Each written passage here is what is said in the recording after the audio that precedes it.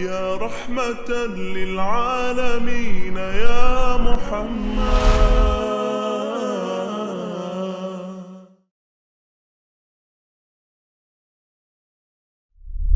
ناظرین السلام علیکم ورحمۃ اللہ وبرکاتہ. سیرت پروجیکٹ سیزن 4 ایپیسوڈ 35 بنو قریظہ کی شکست اور مسلم افواج کی تربیت. یہودی قبیلے بنو نذیر کا سردار خیئی بن اخطب ام المومنین حضرت صفیہ رضی اللہ عنہا کا والد تھا. اسی نے بنو قریظہ کو عہد شکنی پر آمادہ کیا تھا. ابن ہشام کی روایت کے مطابق اس کو جب قتل کے لیے لایا گیا تو آپ علیہ السلام نے اس سے کہا کہ اے اللہ کے دشمن، کیا اللہ نے تجھے میرے قابو میں نہیں دے دیا؟ خیئی بن اخطب نے جواب میں کہا کہ مجھے آپ علیہ السلام کی عداوت اور دشمنی پر کبھی بھی افسوس نہیں رہا، لیکن جب اللہ ہی ہمیں ذلیل کرنے پر اتر آیا ہے تو اب ہمارے لیے بھی اس ذلت سے بچنے کا کوئی رستہ نہیں. پھر اس نے اپنے لوگوں سے کہا کہ یہ تو اللہ کی تقدیر ہے جو پہلے سے لکھی ہوئی تھی. واقدی اور ابن ہشام کی روایت کے مطابق ایک عورت کو بھی قصاص میں قتل کیا گیا تھا جس کا نام نباتہ تھا.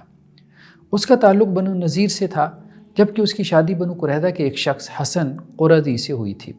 اس کے شوہر نے اسے کہا تھا کہ محمد صلی اللہ علیہ وسلم اور ان کے صحابہ ہمارے قلعے کے سائے میں بیٹھے ہیں تو ان پر اوپر سے چکی کا پاٹ گرا دو، عورت ہونے کی وجہ سے تم سزا سے بچ جاؤ گی.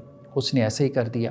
ایک صحابی خلاد بن سوید رضی اللہ عنہ پر چکی کا یہ پاٹ گرا اور ان کی شہادت ہو گئی. واقدی کی روایت کے مطابق قیدیوں میں دو بڑے جنگی مجرموں نباش بن قیس اور غزال بن سموئیل کو لایا گیا.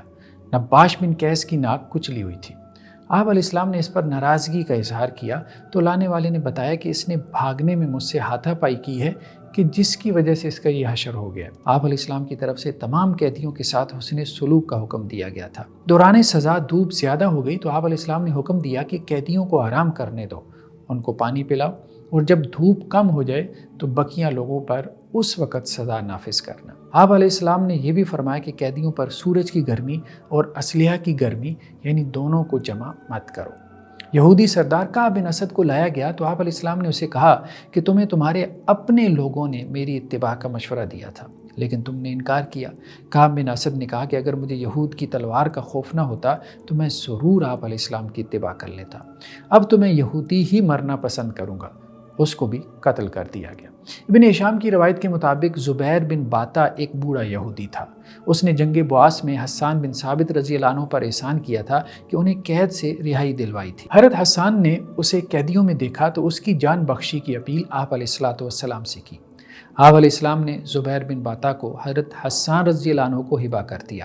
وہ بہت خوش ہوئے، اس کے پاس گئے اور اسے خوشخبری سنائی.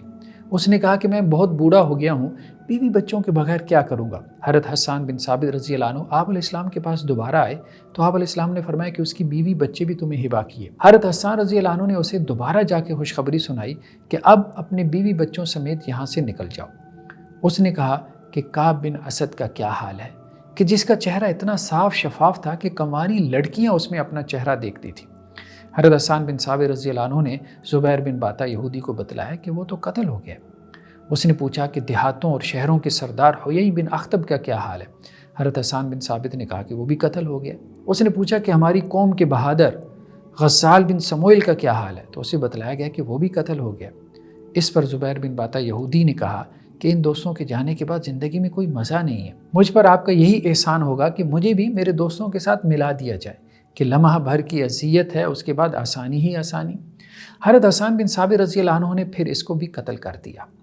حضرت ابو بکر رضی اللہ عنہ نے اس کے بارے میں کہا تھا کہ اس کی ملاقات تو اپنے دوستوں سے ضرور ہوگی لیکن جہنم میں ہوگی. مسند احمد میں جابر بن عبداللہ رضی اللہ عنہ سے روایت ہے کہ ان کے مقتولین کی تعداد 400 تھی. ابن اسحاق کے نزدیک بنو قریظہ کے مقتولین کی تعداد 600 تھی. بعض نے یہ تعداد 8 سے 900 بھی بتلائی ہے.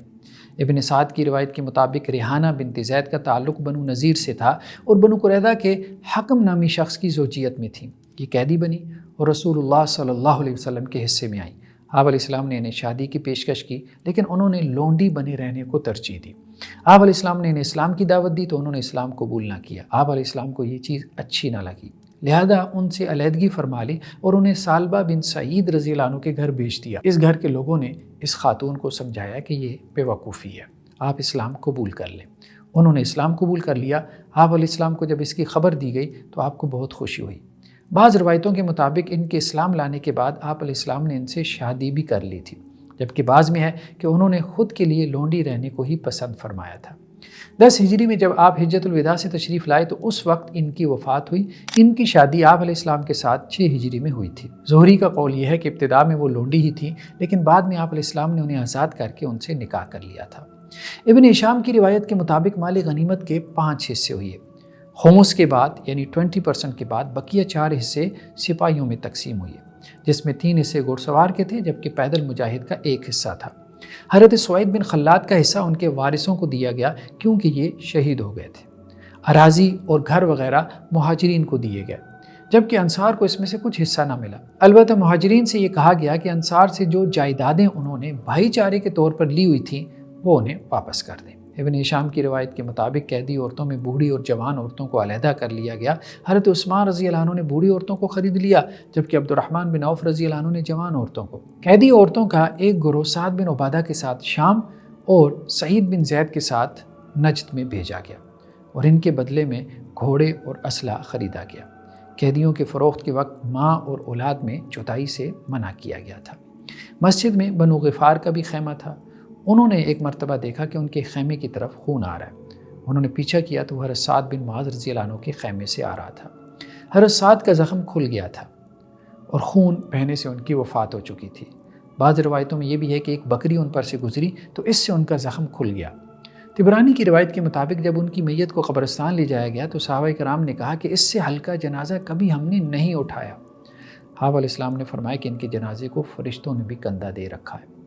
طبرانی کے ایک اور روایت میں ہے کہ ان کے جنازے میں 70,000 فرشتے شامل ہوئے تھے۔ ان کے لیے آسمان کے دروازے کھول دیے گئے تھے۔ عرش نے حرکت کی تھی، لیکن اس کے باوجود ان کی قبر ان پر ایک مرتبہ تنگ ہونے کے بعد ہی کشادہ ہوئی تھی۔ حضرت سعد بن معاذ نزع کے عالم میں تھے کہ آپ علیہ السلام ان کے پاس پہنچے اور کہا کہ سعد نے اپنا وعدہ نبھا دیا، اب اللہ بھی ضرور نبھائے گا۔ صحیح بخاری میں ہے کہ آپ علیہ السلام کو ایک ریشمی کپڑا ہدیے میں ملا تو آپ علیہ السلام نے صحابہ سے فرمایا کہ تم اس کی ملائمت پر تعجب کرتے ہو؟ جنت میں سعد بن معاذ کے رومال اس سے کہیں بہتر اور ملائم ہے۔ جب سعد کو قبر میں دفنایا گیا تو آپ علیہ السلام کا چہرہ متغیر ہو گیا۔ آپ نے 3 مرتبہ سبحان اللہ اور 3 مرتبہ اللہ اکبر کہا اور کہا کہ قبر نے تمہارے ساتھی کو بڑی سختی سے بھینچا اور پھر اللہ نے اسے کشادہ کر دیا۔ 37 برس کی عمر میں ان کی شہادت ہوئی تھی۔ ابو سعید خدری رضی اللہ عنہ سے روایت ہے کہ سعد کی قبر کھودنے میں وہ بھی شریک تھے اور ان کی قبر سے کستوری کی خوشبو آتی تھی۔ غزوہ بنو قریظہ کے متصلاً بعد قبیلہ مزینہ کا سردار بلال بن حارث مزنی اپنے قبیلے کے 14 ممتاز افراد لے کر آیا اور اس نے اسلام قبول کیا۔ کہا جاتا ہے کہ بیرون مکہ دعوت اسلام پر قبول اسلام کا شرف حاصل کرنے والا یہ پہلا وفد تھا۔ ان کو مہاجرین کا سٹیٹس دیا گیا۔ 5 ہجری میں مدینہ میں زبردست قسم کا زلزلہ بھی آیا تھا، جس پر آپ علیہ السلام نے فرمایا کہ اپنے رب کو توبہ کے ذریعے راضی کرو۔ عرب گھوڑوں کی تزمیر کیا کرتے تھے، یعنی ان کو کھلا پھلا کر خوب موٹا کرتے۔ موٹا ہو جانے کے بعد اس پر موٹا کپڑا ڈال کر اس کی خوراک تدریجاً کم کیا کرتے تھے اور دن بدن اس کی دوڑ کا فاصلہ بڑھاتے تھے۔ عام گھوڑا 1 میل جبکہ تربیت یافتہ گھوڑا اسی دورانیے میں 5 سے 6 میل کی مسافت طے کر لیتا تھا۔ 5 ہجری میں ہی گھڑ دوڑ کا ذکر بھی ہمیں ملتا ہے، جو تضمیر شدہ اور غیر تضمیر شدہ گھوڑوں کے لیے علیحدہ علیحدہ کروائی گئی تھی۔ اونٹ دوڑ کا مقابلہ بھی ہوا تھا۔ آپ علیہ السلام کی اونٹنی کا نام اسبا تھا، دوڑ میں کوئی اس سے آگے نہ بڑھ سکتا تھا۔ صحیح بخاری کی روایت کے مطابق ایک مرتبہ ایک دیہاتی نوجوان کا اونٹ اس اونٹنی سے آگے نکل گیا۔ صحابہ پر یہ بات گراں گزری تو آپ نے فرمایا کہ اللہ پر یہ لازم ہے کہ ہر بلند ہونے والی چیز کو پست کر دے۔ 5 ہجری میں ہی چاند کو گرہن بھی لگا۔ یہود اپنے تانبے کے برتن کاٹنے لگے اور چاند کی طرف آگ والے تیر پھینکنے لگے اور کہنے لگے کہ محمد صلی اللہ علیہ وسلم نے چاند پر جادو کر دیا۔ ان کا خیال تھا کہ اس تدبیر سے گرہن ختم ہو جائے گا۔ آپ علیہ السلام نے نماز کسوف پڑھائی۔ یہودی عبرانی زبان میں لکھت پڑھت کیا کرتے تھے۔ حضرت زید بن ثابت رضی اللہ عنہ سے روایت ہے کہ آپ علیہ السلام نے ان سے کہا کہ وہ عبرانی زبان سیکھیں تاکہ آپ علیہ السلام کی طرف سے یہود کو خط لکھ سکیں اور یہود کی طرف سے خطوط آپ علیہ السلام کو پڑھ کر سنا سکیں۔ حضرت زید نے صرف 15 دن میں یہ زبان سیکھ لی تھی۔ اس روایت سے ترجمان یعنی ٹرانسلیٹر کی اہمیت کا بھی اندازہ ہوتا ہے۔ جاری ہے۔ جزاکم اللہ خیر۔ السلام علیکم ورحمۃ اللہ وبرکاتہ۔